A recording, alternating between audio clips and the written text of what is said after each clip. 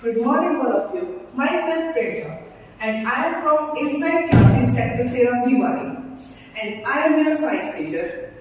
So today our chapter is chemical reaction and equation. तो आज हम कौन सी क्लास पढ़ रहे हैं? 10th class. 10th क्लास का पहला चैप्टर। अभी आप 10th क्लासेस में हैं तो 9th क्लास का कुछ कुछ तो रिमाइंड होगा आपको। तो उसी के बेस को थोड़ा सा लेंगे और थोड़ा सा आगे बढ़ेंगे। What is chemical reaction and equation? Chemical reaction पहला स्टेप क्या होता है हमारे में? रिएक्शन होना, कुछ चेंजेस आना।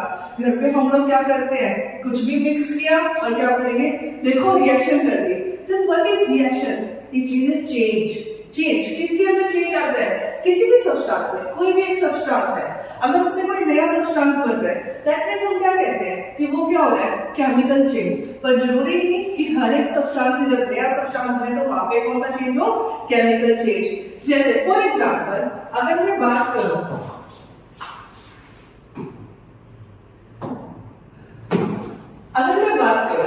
चेंज कैसे होते हैं? Change are of two types.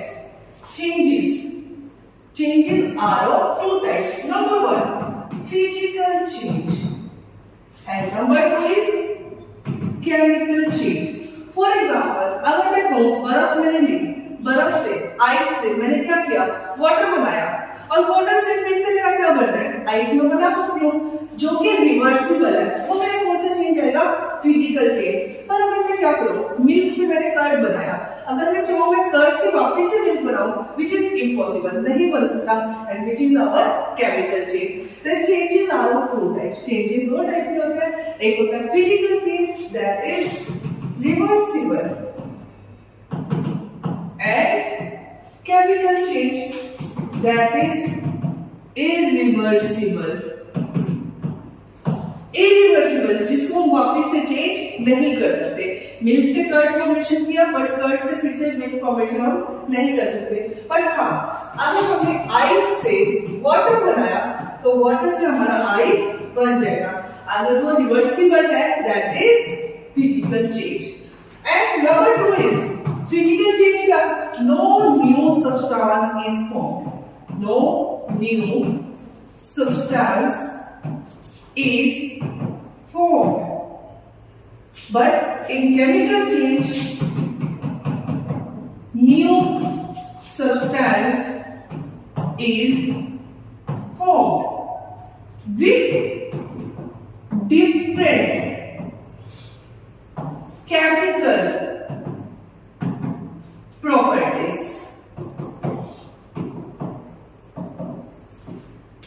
जो हमारा नया सब्सटेंस बनेगा उसकी प्रॉपर्टीज कैसे है? आइस से वाटर बनाया, वाटर की property is same as of ice. पर अगर हमारा मिल्क किसमें फॉर्मेशन हो रहा है? कर्ड के अंदर, तो दोनों की properties are different, that is it is chemical change. तो केमिकल चेंजेस के बारे में कंफर्म हो गया कि चेंजेस है क्या। तो अब हम आते हैं हमारी रिएक्शन के ऊपर। What is chemical reaction? Chemical reaction क्या है अब हमारी? Chemical reaction it is a process. ये प्रोसेस है इन विच जिसके अंदर a substance that is our reactant जिसको हम हमारा स्टार्टिंग सब्सटेंस दे रहे हैं, वो क्या हो रहा है? चेंज हो रहा है। किसके अंदर? हमारे न्यू सब्सटेंस के अंदर with different property. A process in which a substance that is our reactant change into another substance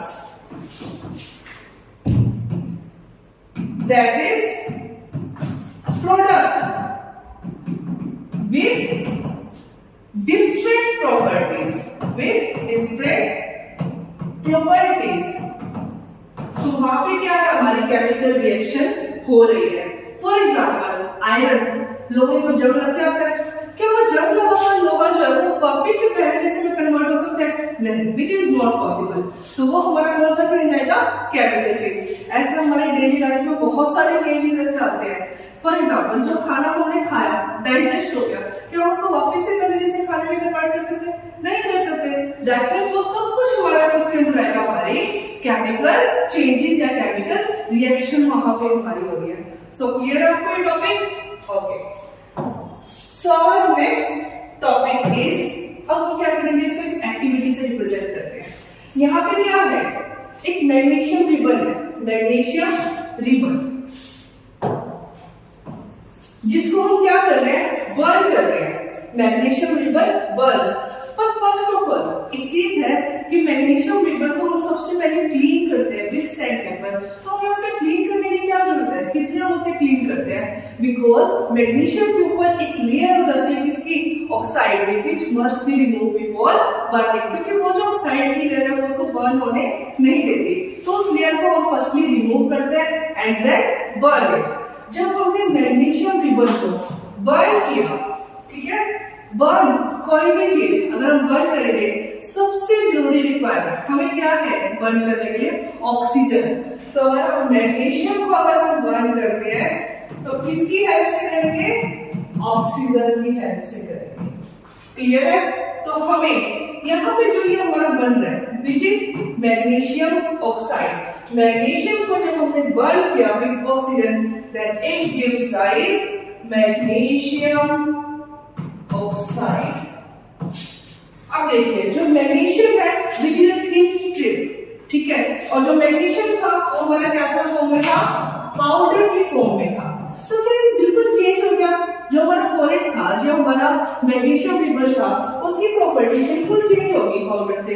that means हम कह सकते हैं कि यहाँ पे क्या हो रहा है, केमिकल रिएक्शंस हो रही है। तो जो हमारा ये इनिशियल सब्सटेंस है उसकी प्रॉपर्टी बिल्कुल चेंज है इससे हमारे फाइनल सब्सटेंस से। तो यहाँ पे हम थोड़ा बहुत पढ़ते हैं what is reactant and what is product.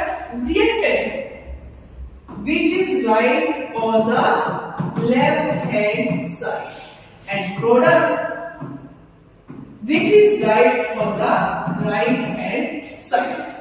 तो यहाँ पे क्या हो रहा है, मैग्नीशियम रिबन जिसको हम बर्न कर रहे हैं तो वो हमें क्या दे रहा है, मैग्नीशियम ऑक्साइड। लेकिन जब ये मैग्नीशियम रिबन जब जलता है तो किसके साथ जलता है, डायजिंग फ्लेम के साथ, बिल्कुल भड़कती हुई जैसे चिंगारी होती है ना उसके साथ में। तो और यहाँ पे क्या हो रहा है, हमारा पाउडर। क्लियर है? तो यहाँ पे हम कह सकते हैं कि हमारी केमिकल रिएक्शन जो है वो हुई है। अब एक बात देखिए, हमारा चैप्टर का नाम क्या था, chemical reaction and equation. Chemical reaction, अब हमें पता लग गया कि केमिकल रिएक्शन है क्या, कैसे होती है, हमें कैसे पता लग रहा है कि वहां पे केमिकल रिएक्शन भी हो रही है। वो टॉपिक हमें क्लियर है। अब वो आ जाता है हमारे नेक्स्ट टॉपिक पे विच इज केमिकल इक्वेशन। अब इक्वेशन क्या है, जब भी कोई केमिकल रिएक्शन होती है दैट मींस वहां पे उसकी कुछ ना कुछ केमिकल इक्वेशन भी बनेगी। फॉर एग्जांपल अगर हम हमारी लास्ट एक्टिविटी पे आते हैं विच is magnesium burn with oxygen give rise to magnesium oxide. तो हमने क्या किया, जो हमारी रिएक्शन थी हमने उसको रिप्रेजेंट कर दिया किसके अंदर, एक इक्वेशन के अंदर। तो अगर कोई रिएक्शंस होती है तो उसकी कुछ ना कुछ इक्वेशन भी हमारी बनेगी। पर इसको ऐसा लिखना थोड़ा सा डिफिकल्ट होता है, थोड़ा टफ है, तो हम इसको क्या करते हैं, थोड़ा सा इसको सिंबॉलिक मेथड में लिखते हैं। तो मैग्नीशियम हमने पढ़ा 9th क्लास में 3rd चैप्टर के अंदर कि मैग्नीशियम उसके सिंबल्स क्या है, उनकी वैलेंसीज क्या है। तो यहाँ इस चैप्टर के अंदर हमें बहुत काम आने वाली है, वैलेंसी भी, एटॉमिक नंबर भी, मास नंबर भी, तो थोड़ा उसको रिमाइंड करेंगे हम। तो उससे पहले हम क्या करते हैं, मैग्नीशियम उसका सिंबल क्या है, Mg। ऑक्सीजन, ऑक्सीजन को किससे रिप्रेजेंट करेंगे, O2। गिव राइज टू, जो एरो है ये एरो हमें क्या बताते हैं कि हमारी जो रिएक्शंस है वो किस साइड प्रोड्यूस कर रही है, किस साइड प्रोसीड कर रही है। तो MgO which is our chemical equation। Clear है? And now our next topic is balanced chemical equation। अभी balanced chemical equation क्या है, बैलेंस और अनबैलेंस्ड हमारा नया टॉपिक है, बैलेंस्ड केमिकल इक्वेशन। अब हम केमिकल इक्वेशन तो पढ़ चुके कि केमिकल इक्वेशन क्या है, पर हमें कैसे पता लगेगा कि केमिकल इक्वेशन जो बैलेंस है या नहीं है। If the number of atoms, if number of atoms on both sides of reactant and product are same, that is वो हमारी क्या होगी, balanced chemical reaction. If number of atoms, अगर हमारे नंबर ऑफ एटम्स जो है वो रिएक्टेंट साइड में, अब रिएक्टेंट साइड आपको क्लियर है कौन सी है, जो हमारी लेफ्ट हैंड साइड के अंदर होती है, और प्रोडक्ट साइड में पता है जो हमारा राइट साइड है। अगर कहते हैं कि नंबर ऑफ एटम्स अगर दोनों साइड अगर हमारे इक्वल है, दैट मींस वो हमारी बैलेंस केमिकल इक्वेशन। तो देखिए क्या हमारी बैलेंस केमिकल इक्वेशन है, Mg। अगर हम रिएक्टेंट साइड में अगर देखते हैं तो Mg हमारी कितनी है, 1, और अगर हम प्रोडक्ट साइड में देखते हैं तो वहां पे भी Mg हमारे कितने हैं, 1। अगर हम ऑक्सीजन को देखते हैं तो वो हमारे कितने हैं, 2। अगर यहाँ पे प्रोडक्ट साइड में अगर ऑक्सीजन को देखते हैं तो वो कितने हैं, 1। ये अगर सेम है बट दीज आर डिफरेंट, तो ये हमारी कौन सी है, अनबैलेंस्ड केमिकल इक्वेशन। क्लियर है टॉपिक? तो अगर ये अनबैलेंस्ड केमिकल इक्वेशन है तो हमें इसकी बैलेंसिंग करनी भी आनी चाहिए कि हम इसको बैलेंस करेंगे कैसे। तो फर्स्ट भी हम क्या करते हैं, हमारी इक्वेशन को नोट डाउन करते हैं, which is Mg plus O2 give rise to MgO। Clear है? फर्स्ट ऑफ ऑल हम देखेंगे कि हमारे यहाँ पे एलिमेंट्स कितने हैं, इस रिएक्शन में एलिमेंट कितने हैं, रिएक्टेंट साइड में कितने आएंगे एंड प्रोडक्ट साइड में कितने। तो एलिमेंट क्लियर है कि हमारी इस इक्वेशन में कितने एलिमेंट है, सिर्फ 2 एलिमेंट है, which is Mg that means magnesium and O which is oxygen। तो अगर हम रिएक्टेंट में देखते हैं मैग्नीशियम कितने हैं, 1, और अगर हम प्रोडक्ट में देखते हैं that means 1, ऑक्सीजन 2, ये कितने 1। अब सिंपली अगर हम देखें तो ये 1 and 1, ये 2 है और ये कितना है 1। तो अगर मैं सिंपली अगर इसको मल्टीप्लाई कर दूं बाय 2 से तो मेरी इक्वेशन इक्वल हो सकती है। चलो ट्राई करते हैं। तो हमने क्या किया, किसको किया चेंज, ऑक्सीजन को। कहाँ किया, प्रोडक्ट के अंदर। तो हम रिएक्टेंट के साथ कुछ भी छेड़छाड़ नहीं करेंगे, तो हमारा क्या रहेगा वो as it is. Then Mg plus O2 gives rise to 2MgO। तो जो हमारे मल्टीप्लाई है वो कहाँ जाएगा, यहाँ। क्लियर है? फिर से अगर हम देखें हमारा एलिमेंट, रिएक्टेंट, प्रोडक्ट, मैं इसको शॉर्ट फॉर्म में लिखी हूँ, ऊपर जैसे है उसको क्लियर करना, मैग्नीशियम एंड ऑक्सीजन। अब मैग्नीशियम 1, पर यहाँ पे मैग्नीशियम कितने हो गए, अब चेंजेस आ गए, कितने हो गए 2। ऑक्सीजन यहाँ पे कितने हैं 2, और यहाँ पे भी कितने हैं 2। तो अब देखो ऑक्सीजन हमारे यहाँ पे बैलेंस है, पर यहाँ पे हमारा मैग्नीशियम क्या है, बैलेंस नहीं है। तो हम क्या करेंगे, यहाँ पे मैग्नीशियम को 2 से, तो हमने क्या किया, मैग्नीशियम को रिएक्टेंट में 2 से multiply, that is 2Mg plus O2 give rise to 2MgO which is our balanced chemical equation। Any doubt? 2Mg plus O2। अब Mg भी हमारे पास क्या है 2, O भी हमारे पास क्या है 2, तो ये हमारी क्या है, बैलेंस्ड केमिकल इक्वेशन। क्लियर है? तो चलिए एक और अनबैलेंस्ड केमिकल इक्वेशन को हम क्या करते हैं, बैलेंस करते हैं। अब हमने क्या equation Lee, Fe plus H2 give rise to Fe3O4H2। कैसे पता लगा कि बैलेंस है नहीं है, सिंपली देखने से पता लग रहा है कि यहाँ पे हमारे पास क्या है Fe जो कि 1 है, और यहाँ पे क्या है Fe3 है, दैट मींस ये हमारी सिंपली अनबैलेंस्ड केमिकल इक्वेशन है।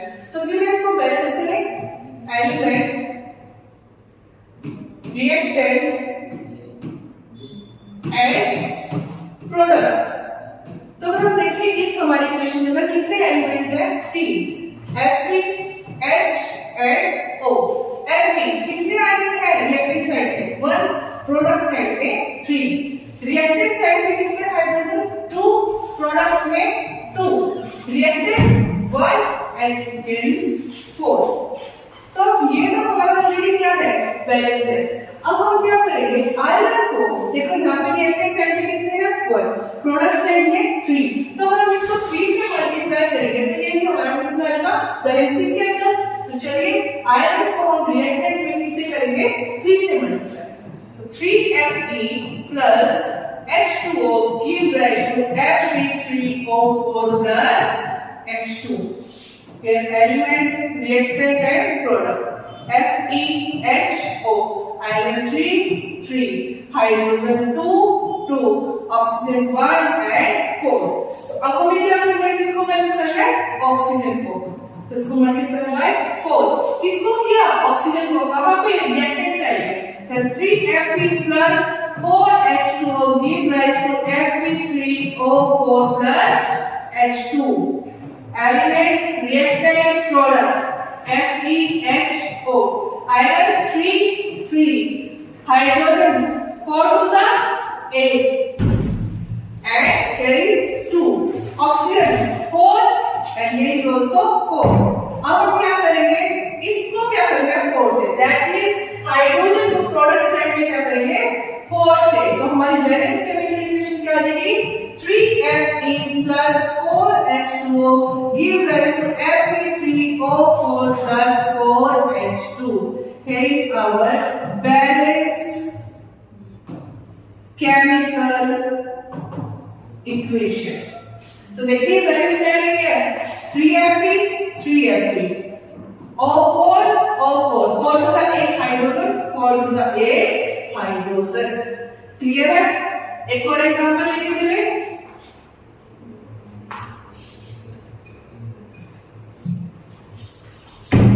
अगर हम एक और एग्जांपल लेते हैं N2 plus H2 and H3, तो हम एक बार सिंपल मेथड से लेते हैं। अब हम उसको ब्रीफली भी करेंगे क्योंकि अब हमें समझ आ गया कि बैलेंसिंग होगी कैसे। यहाँ पे अगर हम सिंपल सी बात देखें, n यहाँ पे कितनी है 2 और यहाँ पे 1, तो सिंपली अगर मैं इसको 2 से मल्टीप्लाई कर देती हूँ तो मेरे n जो है वो क्या हो जाएंगे, बैलेंस। और अगर मैं यहाँ बात करूँ, हाइड्रोजन कितने हैं 2 और यहाँ पे 3 to the 6, तो 2 को अगर 6 बना गया तो क्या करेंगे हम यहाँ पे 3 से, तो हमारी सिंपली आ जाएगी N2 plus 3H2 give rise to 2NH3, which is our balanced chemical equation. I hope आपको कोई डाउट नहीं होगा केमिकल इक्वेशन